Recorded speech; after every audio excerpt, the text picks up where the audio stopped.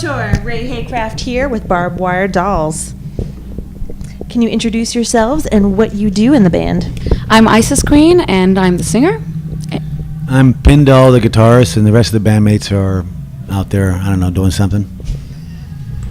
They're just off, like, I imagine them, like, skipping across the lawn. Yes, melting as they skip. Melting. Yes.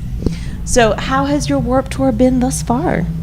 It's getting, we're getting more situated in the fact that we're doing this every day, and it's a huge moving festival with 50 bands, and, you slowly become a part of it, and you slowly become family. It's great. In the beginning, it was rocky for us because our bus broke down right before the first show. We were driving up from LA up to Seattle, and the engine cracked. And then, thank goodness, our friends in Bad Cop, which is an all-girl punk band on Fat Records, they came and saw us and picked up all our stuff. And so then we had to go ahead and rent a car and do the trek for a while. And, now it's falling into place. Now we understand how things work, seeing as we're newbies, and Warped Tour is popping our cherry.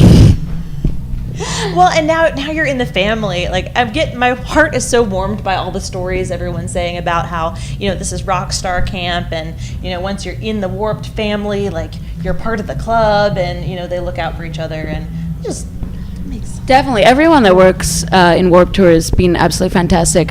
I mean, we've done our fair share of touring. We've done over 850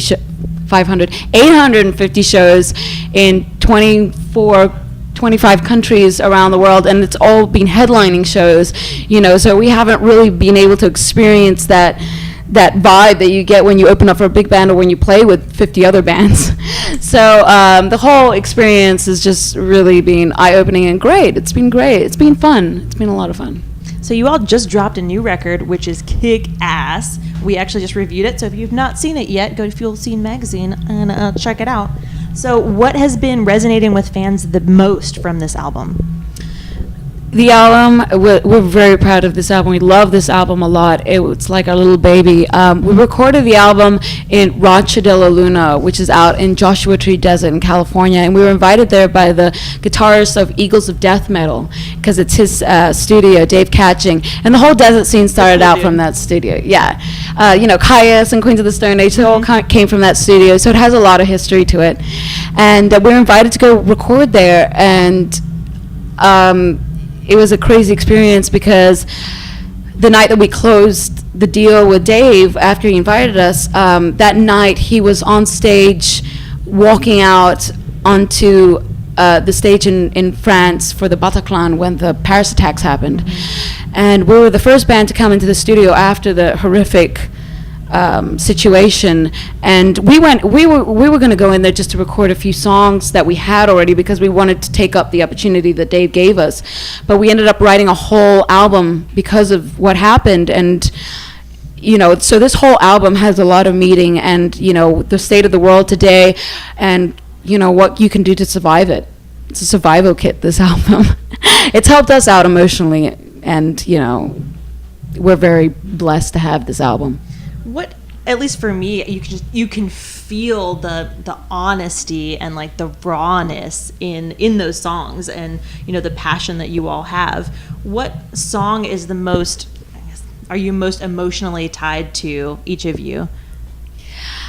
Well, we recorded the album in 2 days because we only had 2 days before Iggy Pop came in to do Post-Pop Depression with Josh Homme. I didn't know that. Yes, so Check this out. In a good way. Well, we're fast anyway. We recorded our debut album with Steve Albini in 2 days too, so we're a fast band when it comes to that. But for to choose a song.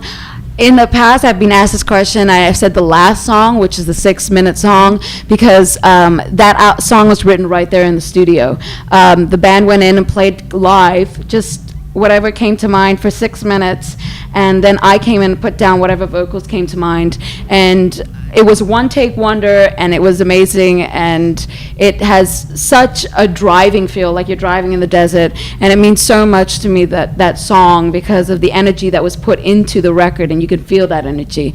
But every song is really my favorite song. Every song is our child, so I can't choose, but Pin, you choose one.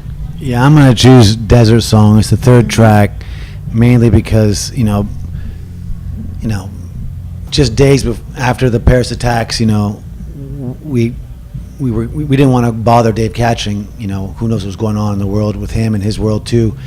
And then he writes us an email, say, "Hey, you're coming in, you know, the next 2 days or whatever, to record, right?" And I was like, "You sure you want us to record? I mean," and he's like, "The music must go on.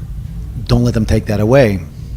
And so we got so inspired, knowing, oh my God, in like 3 days we're going to record at Rancho de Luna, and it's become like a sanctuary after the Paris attacks in that week.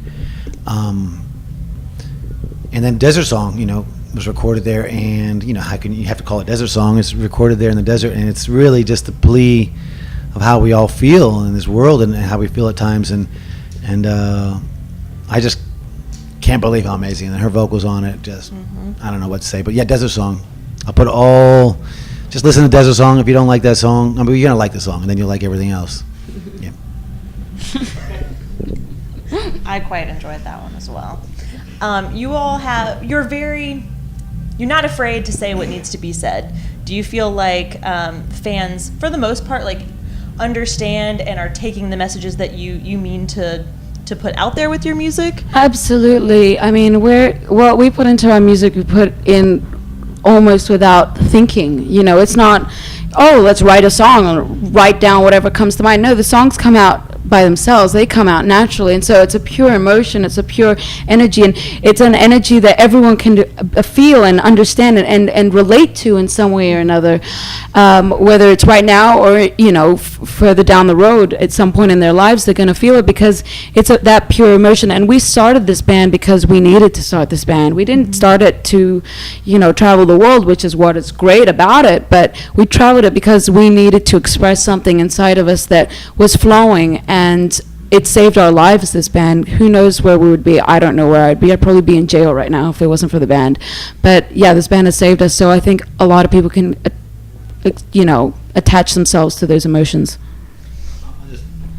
Add on that,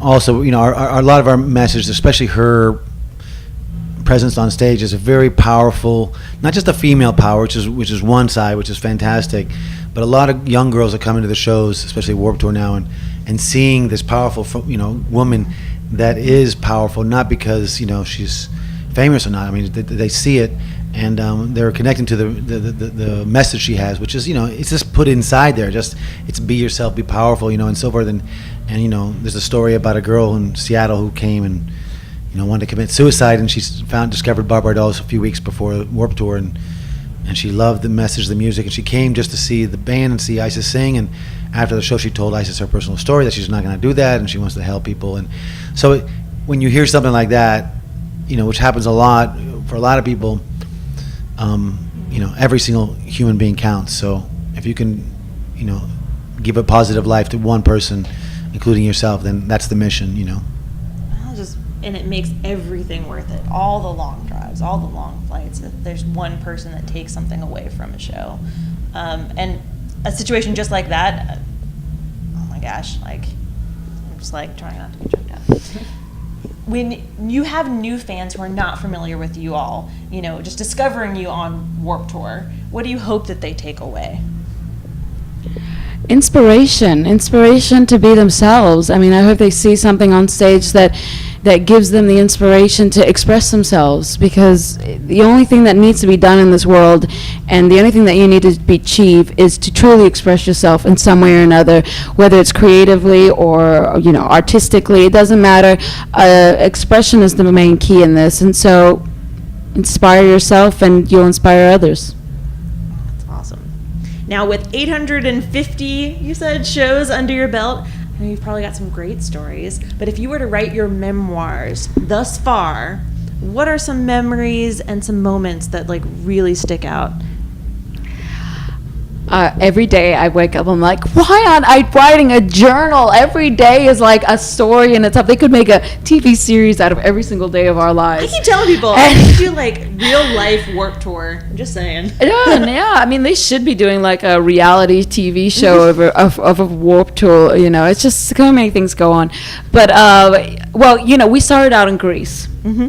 And we're from the island of Crete, and we started off in an artist commune. And me and Pin started the band together, and then Crash, our drummer, joined when we started playing shows in Athens, because we couldn't play shows in Crete because nobody wanted to hear punk rock.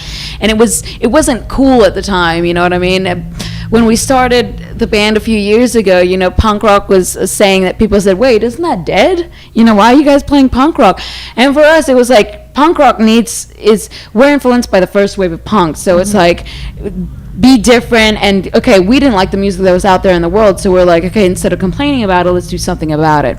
So we started off in Crete, Greece, and then we got picked up by Rodney Bingenheimer, who is a famous DJ out of LA, who you know, was the first to discover Nirvana, Guns N' Roses, the Sex Pistols, like the whole punk movement, and helped exploit that and put that out to the world. So and then when we arrived in LA, we had no new one. We didn't know anyone, you know, and we stayed with a fan that we'd never really met before, that had found us from MySpace and said, oh, you guys can come and stay with me.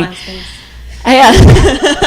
And I passed out 10,000 flyers for our first show, because it was going to be a historic moment, because it was the first time a Greek band, rock band, punk band had ever played in the U.S. So it was a big deal. So I passed out 10,000 flyers because nobody knew us. So we had to do promotion somehow. And we ended up selling out the Roxy Theater, which is one of the most historic venues on the Sunset Strip in LA. And that was just huge for us. And then just crazy stories. Well, there's a lot of stories, but that first night in LA, when we first arrived, we met with Rodney from K-Rock. Mm-hmm. And that evening on the Sunset Strip, we bumped into Lemmy Kilmister of Motorhead. Mm-hmm. And, you know, we kept in contact with him, but who knew that 5 years later, he would see us live at the Whiskey A Go-Go and tell us, I want you to be on my record label. And that's the story people know. That's like to me is the highest honor. Yeah, it's like the highest honor. I mean, I could have a lot of people tell us, oh, I like your band, it's great, you know, everyone counts. But for Lemmy to say that and approve you, and, you know, that's the highest he'll ever get. So now let's just have fun and inspire ourselves, you know, and just make music that we love. Can you tell that story? Like, okay, so you read it on Wikipedia, you know, they were discovered in 2015 by Lemmy, you know, and asked to be on his label, but what was that like? I think the first time meeting Lemmy was the most intimidating.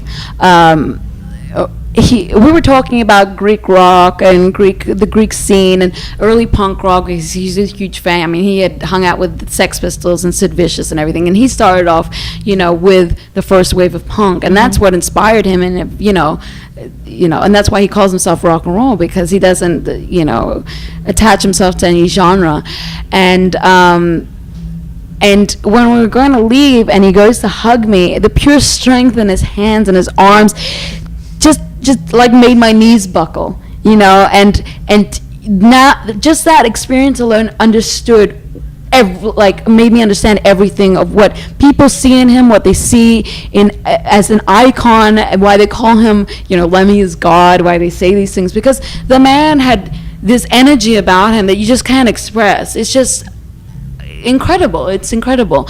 And over the years, he was getting our music, so we'd bump into him every once in a while, and he liked us because we were, you know, different from every other punk band that he'd ever seen, or every other rock band.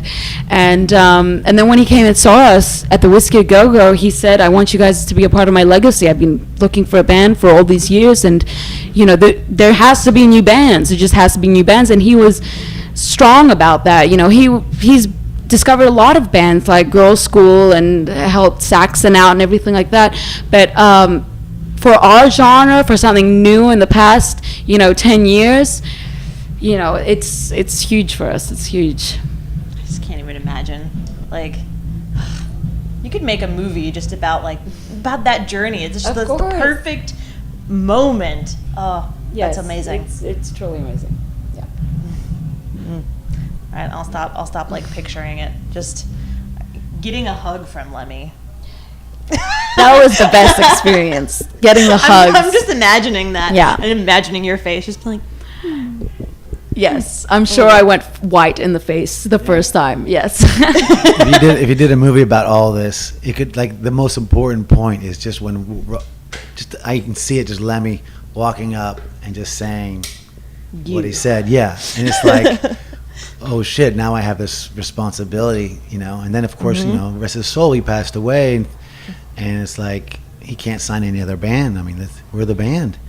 So regardless, you know, we've got to, because we have a lot of Motorhead fans, and you know, coming to our shows, and they're very curious. They're like, you know, I want to see if Lemmy approved you. I want to see, and almost every time they come up and say, you know, they hug us. They're like, you're his child. You're his musical child. You're the legacy. You're the legacy, and we love you, and we'll support you till death, like we did Lemmy.